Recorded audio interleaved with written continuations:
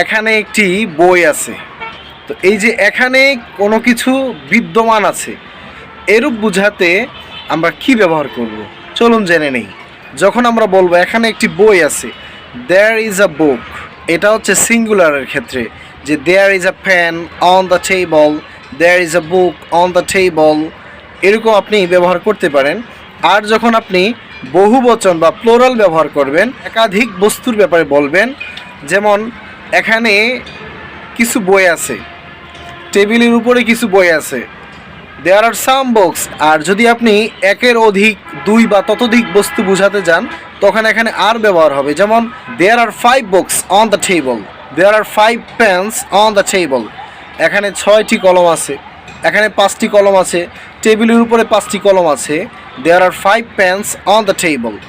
টেবিলের উপরে 6টি বই আছে, দেয়ার আর 6 বুকস অন দ্য টেবল।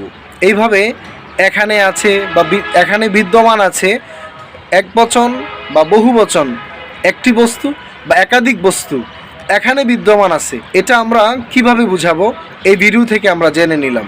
আসসালামু আলাইকুম।